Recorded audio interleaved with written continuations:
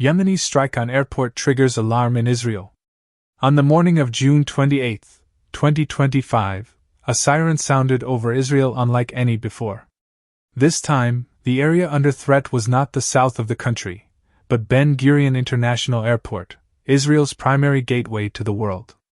At approximately 4:37 local time, a hypersonic missile launched from Yemen struck the area adjacent to the airport complex. The strike caused panic, suspension of all flights, and mass evacuation of staff and passengers. According to Al Mayadeen TV, the missile was fired by the Ansar Allah, Houthi, forces in response to Israel's ongoing military actions in the Gaza Strip. This was not just a strike on infrastructure, it was a strategic message. For the first time in history, a country considered poor and peripheral managed to breach Israel's air defense systems and strike its most protected civilian target. Houthi spokesman Yahya Sari made a statement. "This is the beginning of a new phase. As long as Israel continues to kill and blockade Gaza's children, we will strike its vital points. No airport, no port, no system will be safe."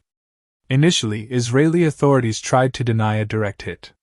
However, hours later, the police press service confirmed that shrapnel damage had indeed been recorded. Injuries were reported in the cargo terminal area, and the airport building was evacuated due to the risk of secondary explosions. Videos from the scene, shared by Reuters and CNN, showed thick smoke, fire brigades in action, and blocked highways near Lod and Holon. The strike sent a chilling message not only to Israeli citizens but also to its allies. U.S. President Donald Trump, in an emergency briefing from the White House, expressed firm support for Israel and accused Iran of supplying weapons to the Houthis. According to him, "An attack on civil aviation is a red line and will have consequences."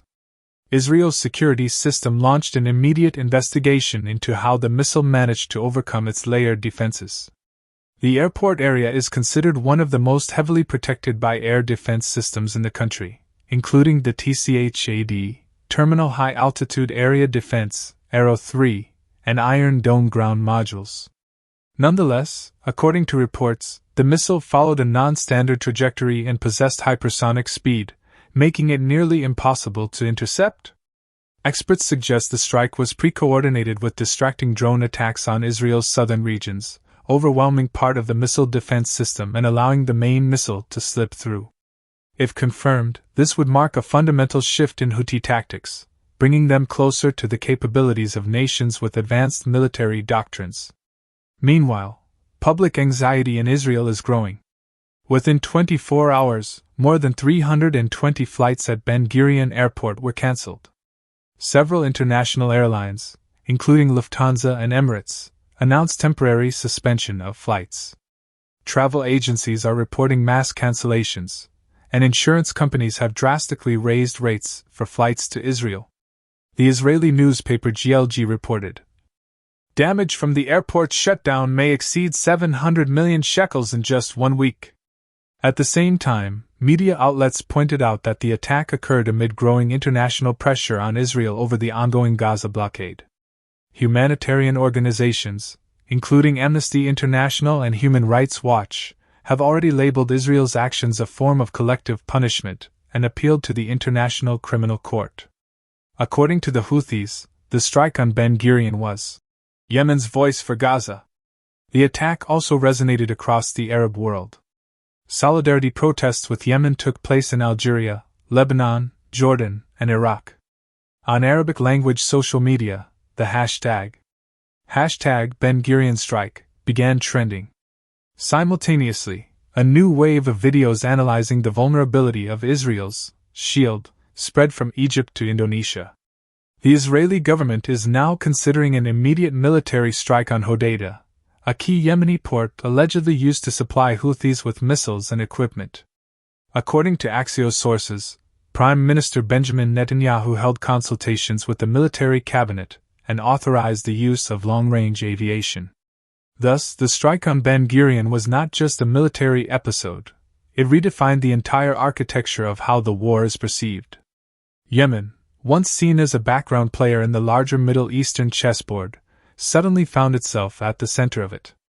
The entire region is now forced to reconsider its assumptions about distance, security, and who can strike first.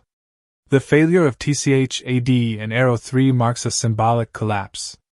In less than 24 hours after the Yemeni strike on Ben Gurion International Airport, military analysts and Israel's allies began asking the key question: how did a missile launched from 2,000 kilometers away manage to breach the multi-layered missile defense system that Israel had spent years building with U.S. support?